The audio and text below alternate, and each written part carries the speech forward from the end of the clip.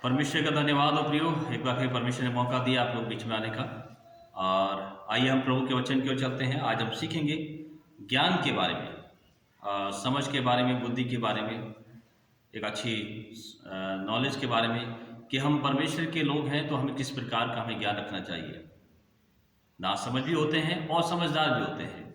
इसलिए आइए प्रभु के वचन की ओर चलेंगे। नीति वचन उसका 19 अध्याय और उसका 2 और 3 पद में लिखा है, मनुष्य का ज्ञान रहित रहना अच्छा नहीं, और जो उतावली से दौड़ता है वह चूक जाता है। मूढ़ता के कारण मनुष्य का मार्ग टेढ़ा हो जाता है और वह मन ही मन यहोवा से चिढ़ने लगता है। इसी का 18 नीति वचन 18 अध्याय वाक्य 1 से लेकर हम 7 तक पढ़ेंगे। यहाँ लिखा है, जो दूसरों से अलग हो जाता है वह अपनी ही इच्छा पूरी करने के लिए ऐसा करता है और सब प्रकार की खरी बुद्धि से वैर करता है। मूर्ख का मन समझ की बातों में नहीं लगता, वह केवल अपने मन की बात प्रकट करना चाहता है। जहाँ दुष्ट आती है वहाँ अपमान भी आता है और निरादर के साथ निंदा आती है। मनुष्य के मुंह के वचन गहरा जल और उमड़ने वाली नदी बुद्धि के सोते हैं। दुष्ट का पक्ष करना और धर्मी का हक मानना अच्छा नहीं। बात बढ़ाने से मूर्ख मुकदमा खड़ा करता है और अपने को मार खाने के योग्य दिखाता है। मूर्ख का विनाश उसकी बातों से होता है और उसके वचन उसके प्राण के लिए फंदे होते हैं।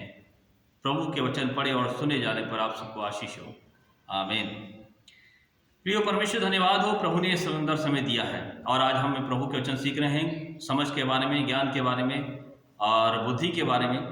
बाइबल कहती है कि यदि किसी को बुद्धि की घटी हो तो वो किससे मांगे? परमेश्वर से मांगे। अगर आपको बुद्धि की कमी है, आपको समझ की कमी है, तो हमें परमेश्वर से मांगने की जरूरत है, क्योंकि समय रहते परमेश्वर हमें बुद्धि भी देता है, समझ देता है, हमें ज्ञान से भर देता है। इसलिए लिखा है कि मूर्ख ने समझा परमेश्वर बिल्कुल मेरे समान है, तो ये गलत तरीका है। मूर्ख ये सोचता है कि परमेश्वर बिल्कुल मेरे समान है, उसको समझ नहीं है, उसको ज्ञान नहीं कि परमेश्वर बिल्कुल अलग है। जहाँ मनुष्य की सोच खत्म होती है, जहाँ मनुष्य के विचार खत्म हो जाते हैं, जहाँ मनुष्य की जो है सोचने विचारने की शक्ति खत्म हो जाती है, वहाँ से परमेश्वर अपना विचार शुरू करता है, वहाँ से परमेश्वर सोचना शुरू कर देता है। उसकी सोच आगे में है, उसकी कोई थाप नहीं नाप सकता। वो ज्ञान दाता परमेश्वर है। बाइबल कहती है परमेश्वर सर्वशक्तिमान है, परमेश्वर सर्वव्यापी है। सर्वशक्तिमान मतलब उससे बड़ा कोई भी नहीं है।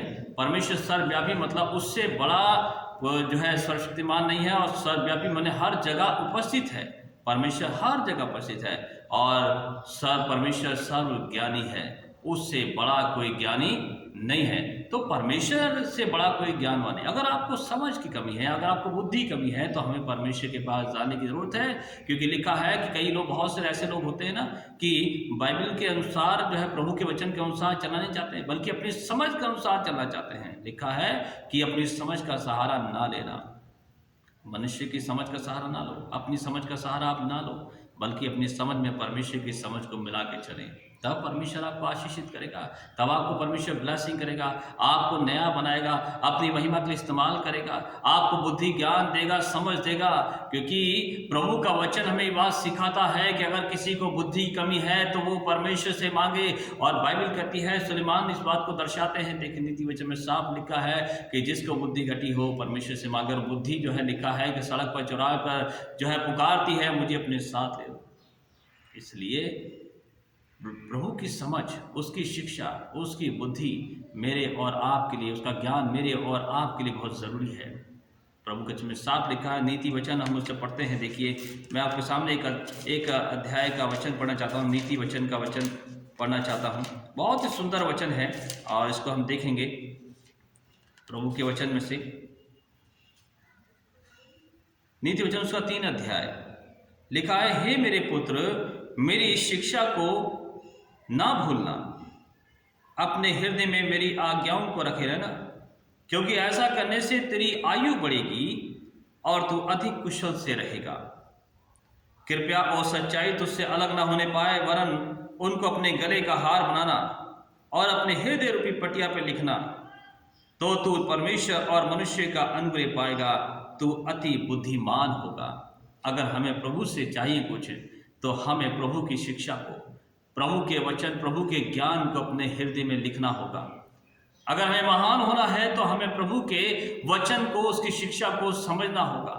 उससे बुद्धि मांगकर, उससे ज्ञान मांगे प्रभु से, और कहें प्रभु मैं अपने हृदय पे, अपने हृदय की पटिया पर उसे लिखना चाहता हूँ।